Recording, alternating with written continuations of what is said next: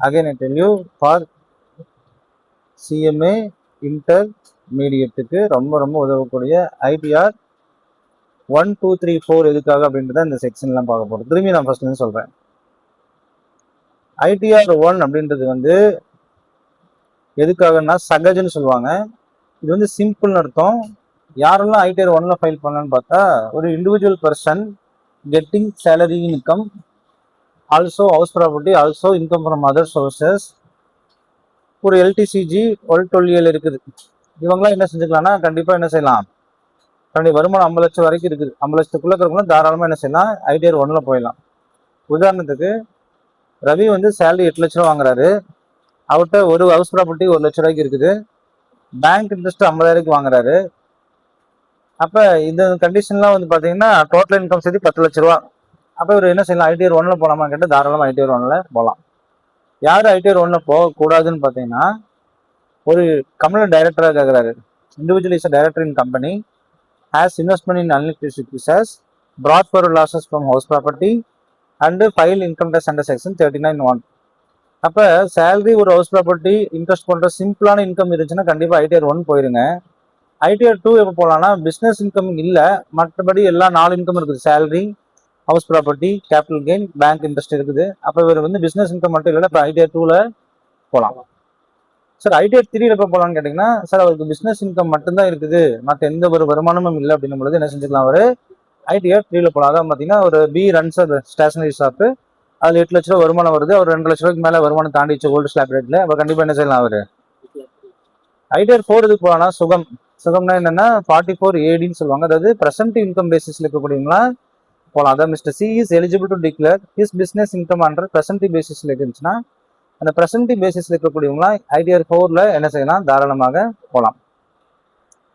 Sir ITR 5 அப்படின்னு பார்த்தீங்கன்னா, for person other than individual HUF company or person filing under section 7. சரி, filing ITR 7. Sir individual கண்டிப்பாக ITR 5ல போக முடியாது, ஹெச்யூஎஃப் போக முடியாது, கம்பெனி போக முடியாது. அப்போ யார் போகலான்னு பார்த்தா, பார்ட்னர்ஷிப் ஃபேம் இருக்கக்கூடியவங்களாம் கண்டிப்பாக இதுதான் போயாகணும், ஐடிஆர் 5ல தான் போக முடியும். அப்போ ஜென்ரலாக ஐடிஆர் 5 யாருக்கு அப்படின்னு பார்த்தா, இண்டிவிஜுவல் ஹெச்யூஎஃப் கம்பெனி ஐடிஆர் 7% அல்லாதவங்களுக்கு தான் என்னது ஐடிஆர் 5. அப்போ ஐடிஆர் 5னா யாருன்னா பார்ட்னர்ஷிப் ஃபேமுக்குன்னு மெயினாக செஞ்சிடலாம், ஈஸியாக சொல்லலாம். சார் இப்போ ஐடிஆர் 6 யாருக்கு அப்படின்னா, கம்பெனிஸ் அதர் தென் கிளைமிங் எக்ஸம்ஷன் அண்டர் செக்ஷன் 11. அப்போ ஐடிஆர் 6னா கண்ண முடிட்டு யாருக்குன்னு சொல்லிட வேண்டியதான் நீங்கள், company ABC limited is normal company under not claiming under section 11. So அப்போ அவங்க என்ன தான் பண்ணி ஆகணும், ஐடிஆர் 6ல் தான் போகணும். 5 வந்து பார்ட்னர்ஷிப்க்கு, 6 வந்து கம்பெனிக்கு.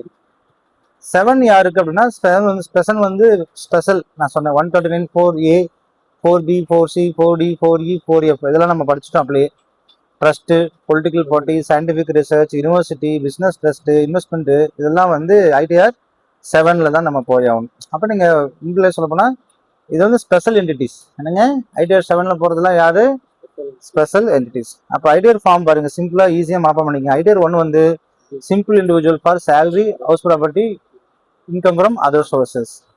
ரெண்டாவது வந்து பார்த்தீங்கன்னா பிஸ்னஸ் தவிர மற்ற எல்லாத்துக்கும். பிஸ்னஸ் தவிரனா இப்போ 5 ஹெட்ல இந்த ஒன்று தவிர மிச்சம் 4 ஹெட் வரணும். மூணாவது வந்து பார்த்தீங்கன்னா ஒன்லி ஃபார் பிஸ்னஸ். நாலாவது வந்து பார்த்தீங்கன்னா presumptive basis, that is 44 AD, that is presumptive. அஞ்சாவது பார்த்தீங்கன்னா பார்ட்னர்ஷிப், அதாவது இந்த இண்டிவிஜுவல் வராது, ஹெச்யூப் வராது, கம்பெனி வராது, 7 வராது, ஐடிஆர் 7 வராது.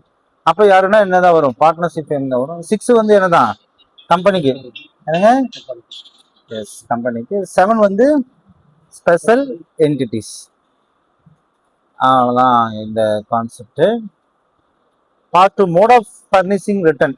சார் இந்த மாதிரி ஓகே எனக்கு ரொம்ப புரிஞ்சிச்சு, நம்ம ஃபைல் பண்ணுறதுக்கு ஏதாச்சும் மோடு தான் கேட்டால், எஸ் கண்டிப்பாக தேர் இஸ் அ மோடு. அது என்ன மோடுனா, there are 4 mode mention your book இல்லையா. Paper return submitted physically, electronic return and digital signature, return filed electronically and digitally. Electronic plus ITR 5, return filed electronically and verification is submitted through ITR 5. Electronic plus EVC, return is filed electronically and verified using electronic verification code அப்படின்றாங்க. இதெல்லாம் என்ன அப்படின்னு கேட்குறீங்க. சரி நான் சொல்கிறேன், ஒவ்வொன்றா சொல்கிறேன். அதாவது இதான் verification mode of income tax return file பண்ணால் இந்த மாதிரி ரிட்டர்ன் மூலமாக இத்தனை வகை இருக்குது. பேப்பர் நான் ஃபைல் பண்ணலாம், எலக்ட்ரான் டிஜிட்டல் சிக்னேச்சர் யூஸ் பண்ணி பண்ணலாம். புரியுதுங்களா இல்லையா?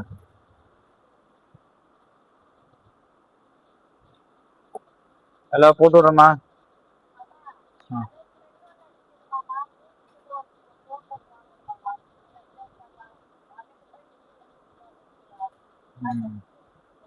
எவ்வளோ அனுப்பிச்சிருங்க அனுப்பிச்சிருங்க. எவ்வளோன்னு சொல்லுங்க, எவ்வளோன்னு சொல்லுங்க அனுப்பிச்சிடுறேன். எவ்வளோ சொல்லி அனுப்பிச்சிருங்க, எவ்வளோ சொல்லி அனுப்பிச்சிருங்க, நான் போட்டு விடுறேன். ஏன்? சரி அனுப்பிச்சிடு. எவ்வளோ அனுப்பிச்சிடு, எவ்வளோன்னு சொல்லி அனுப்பிச்சிடு.